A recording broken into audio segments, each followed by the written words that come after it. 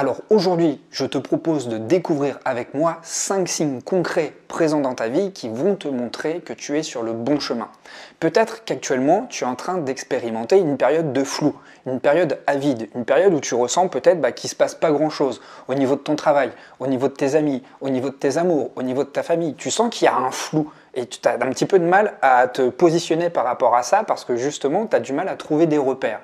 Dis-toi que ces périodes dans la vie sont saines. Elles sont certes pas forcément agréables, mais quelque part elles sont saines car elles te permettent de te remettre en question. Et c'est en ça que c'est quelque chose d'intéressant parce que tu sors du pilotage automatique.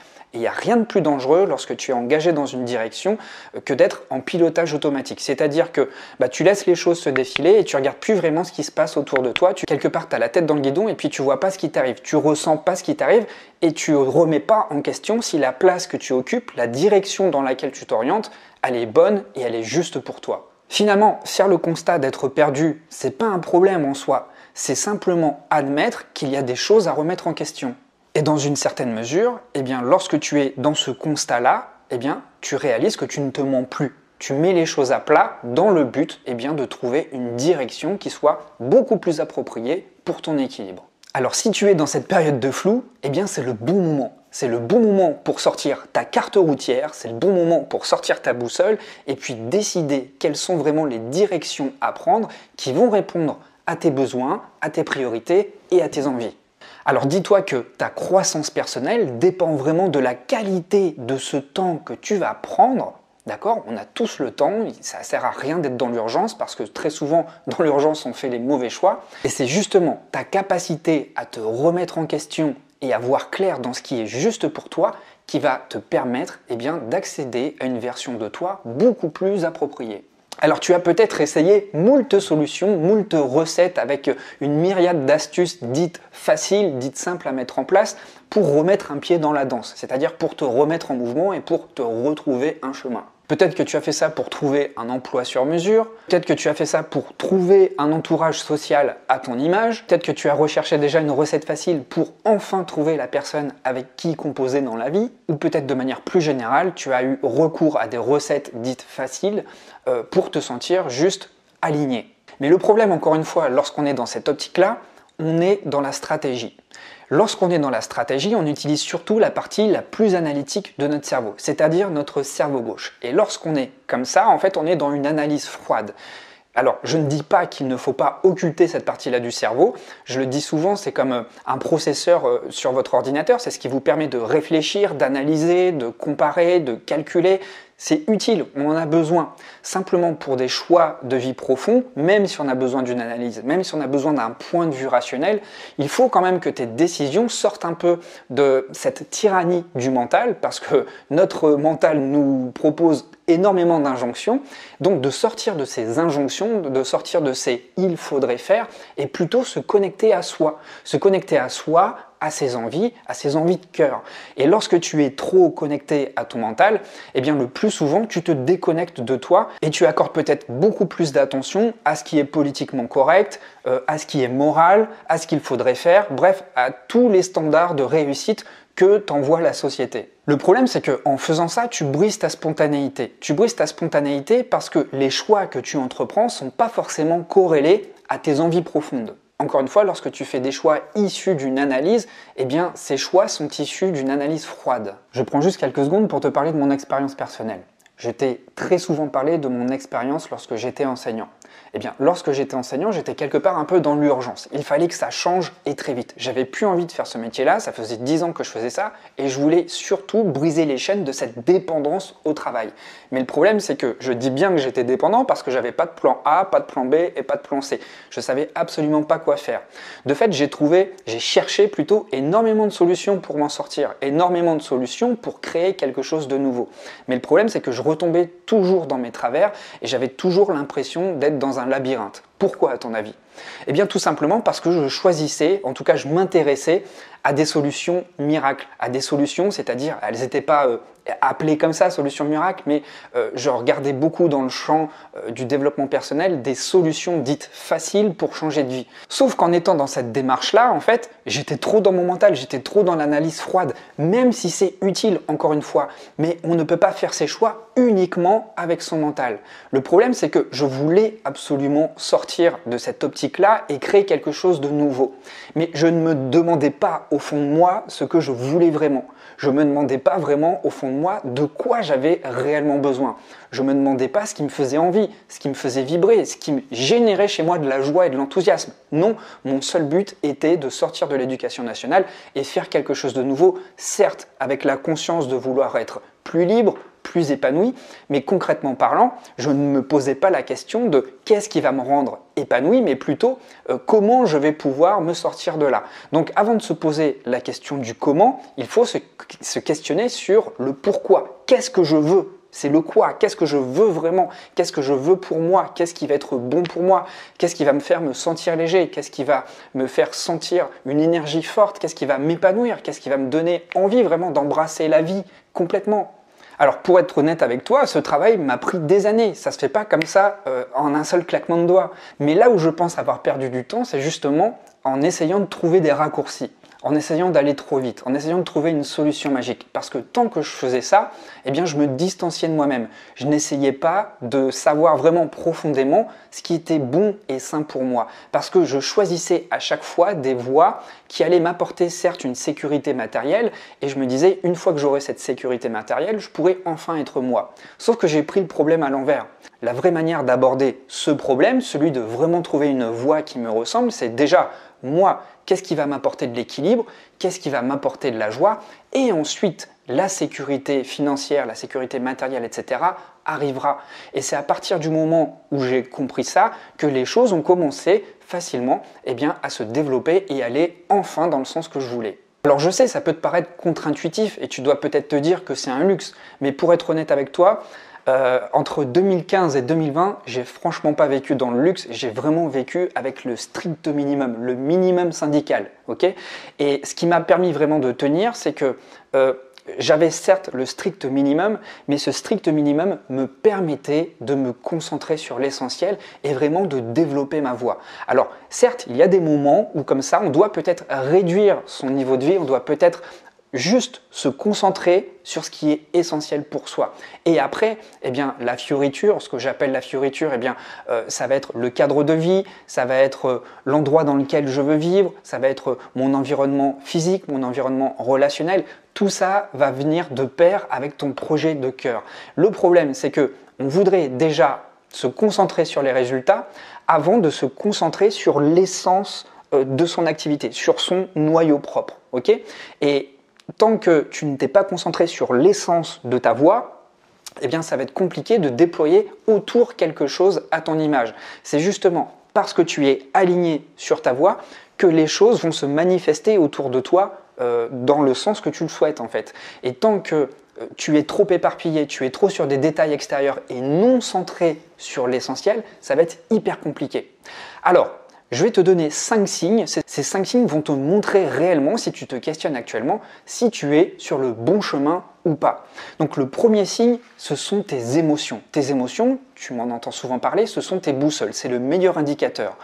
Lorsque tu ressens de la joie à l'idée de t'engager dans quelque chose, c'est une émotion parfaite qui t'indique que tu es sur le droit chemin. La joie, c'est une émotion qui a l'utilité de t'indiquer que tu es dans la bonne direction. Elle est là pour te dire « vas-y, fonce ». Elle est là aussi pour t'aider à partager ton enthousiasme. Okay ? Donc, prends vraiment conscience de tes émotions. Mais si tu as des choix à faire et que tu dois t'engager dans une voie qui génère des choses qui ne sont pas forcément agréables, questionne-toi là-dessus. Est-ce que la voie que je souhaite prendre, c'est une voie parce que c'est la facilité, parce que c'est la sécurité, ou est-ce que c'est vraiment une voie qui me ressemble? Et pour ça, tu as des indicateurs physiques aussi qui vont te faire réaliser que tu es sur la bonne voie. Par exemple, moi je ressens souvent une force dans les bras. Quand je sais que je m'engage dans une voie qui est faite pour moi, ça me génère de la force dans les bras, dans les épaules, dans le plexus aussi. Et puis, Tu sais, il y a un peu cette sensation d'avoir de la chaleur dans le ventre, de la chaleur dans la poitrine, tu sais, des papillons dans le ventre avec l'envie d'exploser, l'envie de partager son enthousiasme à tout le monde. Donc, les émotions, c'est l'un des premiers indicateurs, les indicateurs les plus puissants qui te montrent que tu es sur la bonne voie. Ensuite, le deuxième signe, c'est d'avoir cette sensation que les perspectives s'ouvrent enfin à toi. Lorsque tu es dans cette optique-là, tu sens que ton imagination est débordante. Une idée en amène une autre, et puis encore une autre. A contrario, lorsque tu choisis une voie peut-être par défaut ou encore une fois pour pallier au manque de sécurité, eh bien tu ne vas pas ressentir tout ça, tu ne vas pas avoir une profusion d'idées, tu ne vas pas avoir cette pensée peut-être en arborescence avec une pensée qui en amène une autre, tu ne vas pas avoir ces nouvelles idées qui génèrent autant d'enthousiasme. Donc l'ouverture de perspective t'indique que tu es dans la bonne direction. Ensuite, le troisième signe, c'est l'optimisme. Quand tu ressens que tout est possible, quand tu ressens un courage, de l'enthousiasme, quand tu ressens que la peur est là mais que finalement elle n'est pas un frein, tu as à nouveau la certitude que tu es sur la bonne voie. Et c'est cette confiance ressentie qui va te permettre le dépassement de soi, malgré les peurs. La peur t'accompagnera toujours, quelle que soit la voie que tu vas prendre, parce que la peur implique toujours un obstacle à franchir. Mais dès lors que la confiance est là, la peur a beau être présente, tu auras toujours cette force pour te dépasser. Ensuite, le quatrième signe, c'est de sentir qu'il y a un espace en soi qui s'agrandit pour pouvoir accueillir de nouvelles choses. Lorsque tu es sur la bonne voie, tu ressens une ouverture des perspectives. Tu ressens une nouvelle ouverture d'esprit, quelque chose de nouveau qui s'installe dans toi, une nouvelle curiosité. Te sentir curieux, te sentir ouvert à la nouveauté, eh bien c'est un excellent indicateur. Dans cette optique-là, tu vas accueillir plus facilement les nouvelles expériences, les nouvelles façons de faire, parce que tu acceptes enfin de rompre avec l'ancien cadre qui peut-être te maintenait dans une certaine forme de rigidité et qui t'empêchait de te réinventer. Lorsque tu accueilles avec aisance ces nouvelles choses, tu sais qu'intuitivement, elles sont faites pour toi. Et donc, tu es plus à l'aise avec l'incertitude. Et enfin, le cinquième signe, c'est de ressentir de l'émerveillement et surtout de la gratitude. Lorsque tu sens que tu es vraiment sur le bon chemin, tu redécouvres avec un nouveau regard la richesse des moments simples. Et c'est là que tu te dis que finalement, tous les éléments qui sont sur ta route, qui sont somme toute peut-être très triviaux, représentent quand même quelque chose qui a du sens. Tu sais, lorsqu'on est sur la bonne voie, on redécouvre les choses avec un nouveau regard. Et souvent, ce sont ces petits riens qui font vraiment la qualité de l'expérience entière. Et ce sont ces petites choses que tu vas peut-être considérer comme anecdotiques qui vont être riches de sens et qui vont remplir ta dose de plaisir, ta dose de satisfaction. Tu sais, c'est vraiment lorsqu'on arrive dans son quotidien à se contenter de petites choses qu'on est vraiment sur la bonne route. Parce que tu es spontanément présent, tu es ici et là et ça te convient. Et tu sens que finalement, tu n'as pas tant besoin de choses extérieures pour être plus comblé. Et finalement, lorsque tu arrives à apprécier les choses simples, lorsque tu réalises simplement qu'il te suffit d'avoir une conversation avec quelqu'un autour d'un café, d'une promenade où tu vois les premières jonquilles qui sont en train d'éclore, du sourire d'un enfant ou juste la joie de te cuisiner un plat, bien là ça te prouve que tu es dans le bon mood, simplement lorsque tu arrives à te satisfaire de choses simples. Pour ressentir tout ça, peut-être qu'il te manque plusieurs choses. Peut-être que d'une part, il te manque de l'espace disponible en toi. Peut-être que ton disque dur, il est complètement saturé et il t'empêche finalement de te connecter à toi. Peut-être que ça fait trop de bruit là-haut, un petit peu comme un ordinateur qui tourne à toute berzingue. Peut-être que tu as juste besoin de faire une pause. Juste faire une pause, t'arrêter sur le bord de la route, couper le moteur, sortir ta carte, sortir ta boussole et puis sonder ce qui se passe à l'intérieur. Ça, c'est la première chose. La deuxième chose, tu as peut-être perdu cet élan pour aller vers le monde, pour aller vers les autres, pour conjuguer ton existence avec ceux des autres. Parce que c'est aussi la communication avec les autres qui va redonner du sens et de la consistance à ton existence. Donc peut-être qu'à l'origine, il y a une blessure émotionnelle qui n'a pas été guérie et qui empêche vraiment à cette version la plus originale de toi d'aller vers les autres et puis de te montrer comme tel, de te montrer vraiment dans ta version la plus authentique pour créer des liens qui ont du sens. Donc il te manque peut-être une meilleure connaissance de tes mécanismes psycho-affectifs dus à une blessure qui n'a pas été guérie. Et puisqu'on parle d'originalité et d'unicité, peut-être que tu as du mal à toucher du doigt ta propre essence. Peut-être que tu as de la difficulté à voir ce qui fait de toi une personne tout à fait originale, tout à fait singulière. Pourquoi ? Ça va t'aider justement à te positionner par rapport aux autres. Et c'est justement en ayant une idée claire de qui nous sommes que nous arrivons beaucoup plus facilement à nous positionner par rapport aux autres. Alors peut-être qu'il te manque aussi des informations importantes sur ta singularité, sur ton unicité. Pourquoi je te dis ça? Pourquoi c'est si important? Parce que comme je te l'ai dit, c'est en se branchant aussi avec les autres qu'on arrive davantage à savoir qui nous sommes. Les autres nous renvoient une bonne image. Mais comment créer des rapports de qualité? Comment créer des rapports constructifs si soi-même on ne se connaît pas vraiment? Il est donc essentiel de savoir quelle est son essence, qu'est-ce qui fait de toi une personne originale. Et ça, eh bien, ça te coupe peut-être de ce feu ardent qui est à l'intérieur de toi. Peut-être que tu as perdu espoir et peut-être que tu ressens une certaine forme de fatalisme. Alors voilà, si tu veux travailler plus en profondeur sur cet axe-là, retrouver plus de sens, retrouver le goût d'agir, vraiment retrouver de la consistance, retrouver de la confiance et l'envie de se lancer, l'envie de développer des projets, tu peux profiter encore pour très peu de temps de ce programme. Tu as juste à cliquer sur le lien dans la description, tu vas avoir accès à la page et dessus, tu vas voir le contenu entier du programme. J'explique tout en détail et surtout, j'explique la philosophie qu'il y a derrière et comment j'ai été amené à mettre en place ce programme parce que tu dois bien te douter, je n'ai pas pondu ça comme ça par hasard.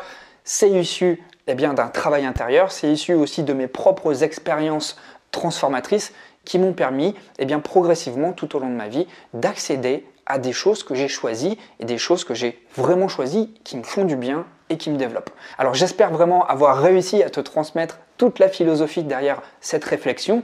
Pas que cette réflexion de tête, mais aussi cette réflexion de cœur. Ça n'a pas toujours été facile, néanmoins, faire les bons choix, ça vaut vraiment le coup. Alors, si tu es prêt à passer à l'action, moi je te retrouve de l'autre côté. Je te remercie beaucoup d'avoir suivi cette vidéo, et puis si tu le souhaites, on se retrouve dans les commentaires. Prends bien soin de toi et fais le bon choix.